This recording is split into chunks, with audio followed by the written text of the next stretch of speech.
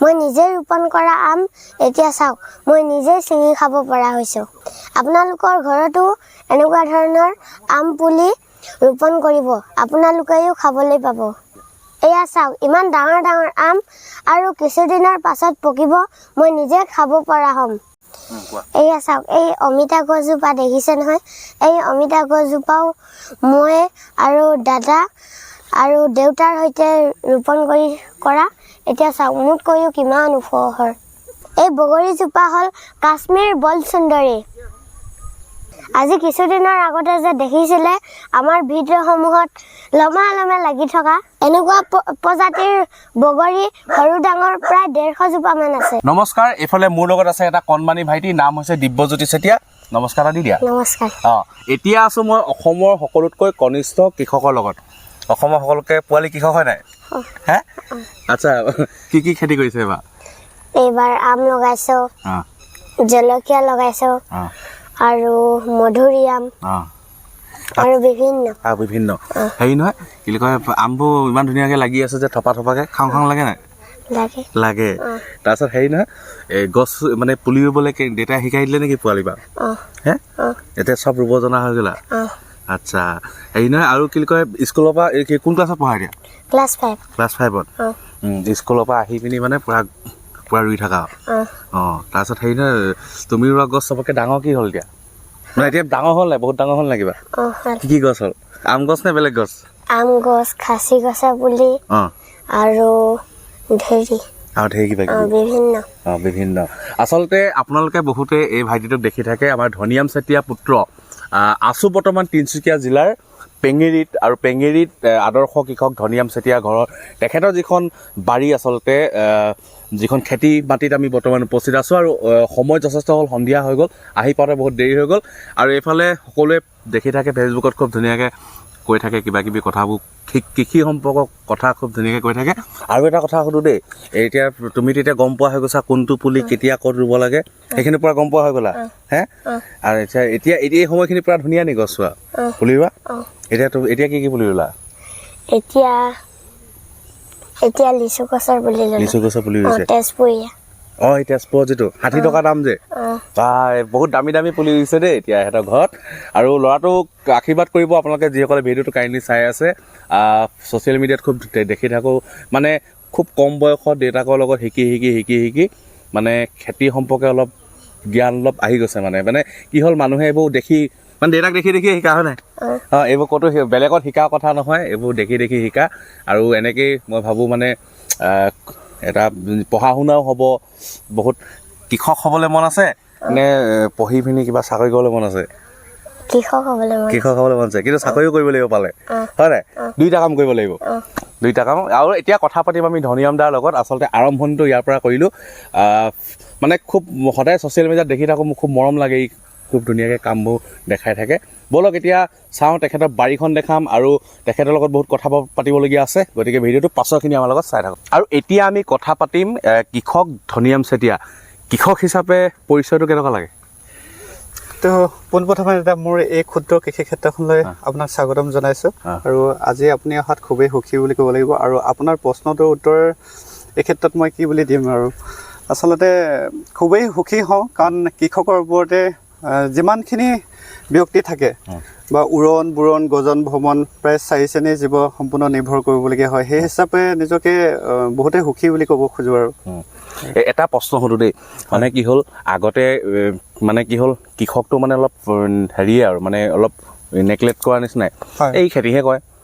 আজিৰ তাৰিখত কিন্তু মানে মানুহে খেতি কৰিবলৈ যিটো টাইপত আগবাঢ়ি আহিছে সেইটো খুব পজিটিভ। মানে শিক্ষিত মানুহে খেতি কৰিবলৈ আহিছে। আপুনি পঢ়া শুনা কিমান কৰিলে?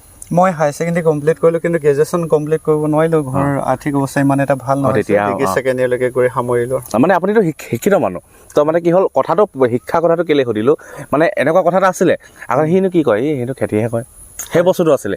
কিন্তু এতিয়া মানে আমি বহুত এইটো ছেক্টৰত ভিডিঅ' বনালোঁ, গৈ এনেকুৱা মানুহ লগ পালোঁ ৰিটায়াৰমেণ্ট হৈ সেই ইমান ধুনীয়া কৃষি কাম কৰি আছে। পঢ়া শুনা মানুহে মানে বস্তুটো মানে খুব ধুনীয়াকৈ কৰি আছে। এইটো নহয় যে অকল পঢ়াখিনিয়ে কৰিব নপঢ়াখিনিয়ে কৰিব, তেনেকুৱা কথা নহয়। কিন্তু এই যে ক্ষেত্ৰটোত কৰি আছে, আৰু জাতি এটা জীয়াই থাকিবলৈ কৃষিক বাদ দি নহ'বই, সেইটো মানে কৈ লাভ নাই। তাৰপিছত এটা কথা সোধো কিমান বছৰৰ পৰা এই খেতিৰ লগত জড়িত আপুনি মোৰতো প্ৰায় 17 বছৰ মানে হ'ল কিন্তু এই ক্ষেত্ৰখনত 2013 চনৰ পৰা জড়িত হৈ থকা হৈছে 2013 চনৰ পৰা নিৰবিচ্ছিন্নভাৱে কিমান বিঘা সামৰি খেতি কৰি আছে এইখিনি প্ৰায় গোটেইখিনি 25 বিঘা মান হ'ব গোটেই এলেকাটোত 25 বিঘা মোৰ আপোনাক ভাল লগা কেইটা মই কৈ লৈছো দেই এইটো মানে মুখৰ আগত প্ৰশংসা কৰাটো বৰ ভাল নহয় মোৰ এইটো বস্তু ভাল লাগে আপুনি কাম কৰি আছে মানে ইয়াত খেতি পথাৰত ল'ৰা পঢ়ি আছে আহি পিনি সিয়াক যে পুলি তুলিবলৈ শিকাইছে যে মই সেই বস্তুটো মানে আপোনাক বিৰাট ধন্যবাদ জনাইছো এইটো কাৰণ মানে নিজস্বতাটোৰ লগত ৰাখিছে মানে আচলতে এনেকুৱা হয় আজি নতুন প্ৰজন্মই কেতিয়া কি গছত কি ফল লাগে এইবিলাক নজনা হৈ গৈছে আৰু এটা আটাইতকৈ দুখৰ বিষয় আমাৰ বিশেষকৈ খেতি সঁজুলিয়ে হওক বা বহুতখিনি আমাৰ পৰম্পৰাগত বা নিজৰ যিখিনি সম্পদ সেইসমূহ নাইকিয়া হৈ গৈছে দিনক দিনে কাৰণ এতিয়া কৃষি কৰ্মটো এৰি দিয়াৰ কাৰণেই হয়তো গৰু নাই গৰুবোৰ আজিৰ তাৰিখত মানে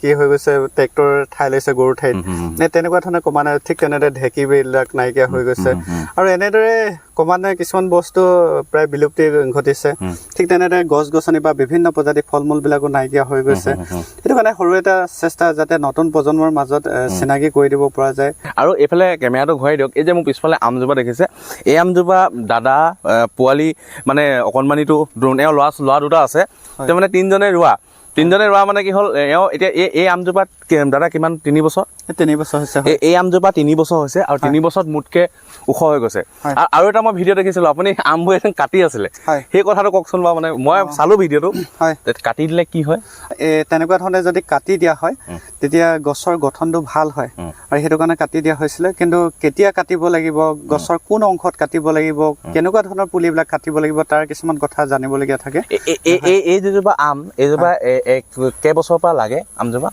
এই প্ৰজাতিটোৰ একেবছৰৰ পৰা লাগে সদ্যহতে মোৰ ইয়াত প্ৰায় 8-9টা মান প্ৰজাতি আছে মুঠৰ ওপৰত ক'বলৈ গ'লে প্ৰায় 35টা মান প্ৰজাতি আছে এতিয়ালৈকে গতিকে এই প্ৰজাতিটোৰ অম্ৰপালি বুলি কয় সদ্যহতে একেবছৰতে লাগে আচ্ছা এনেকুৱা এজোপা আম গছে মানে এজোপা গছে বছৰত কিমান টকা এটা আৰ্নিং প্ৰডাকশ্যন দিব পাৰে সেইটো ধৰক 5 বছৰীয়া গছ এজোপাই ভালদৰে যদি গছজোপাৰ গঠনটো মানে প্ৰস্তুত কৰি লোৱা হয় তেতিয়াহ'লে 50 কেজি ধৰক 50 কেজি এইজোপাই দেখোন এতিয়া প্ৰায় ইয়াতো বহুত লাগি আছে একদম উলমি লাগি আছে 25 কেজি 30 কেজি এইজোপাতে মানে টকা হিচাপত এই আমজোপাৰ পৰা কিমান টকা পাব এইটো এতিয়া চাবলৈ গ'লে 100 টকা কেজিকে হ'লেও 3000 টকা 3 বছৰ গছজোপাত এজোপা গছৰ মূল্য প্ৰায় 3000 মান টকা হয় আৰু বজাৰত যিটো আম দেখো সেই আমটো বিহাৰৰ আম বুলি কয় যে সেই প্ৰডাকশ্যনটো অসমত কৰিব পাৰি নে নোৱাৰি এতিয়া এইবিলাকে দেখোন মানে এতিয়া বহিৰাজ্যত যিবিলাকে মানে যিবিলাক আম খেতি আমাৰ ইয়াতো হৈছে কিন্তু কথাটো হ'ল কি আমাৰ কিছুমান ভুল ধাৰণা আছিলে যে অসমৰ মাটিত আম খেতি নহয়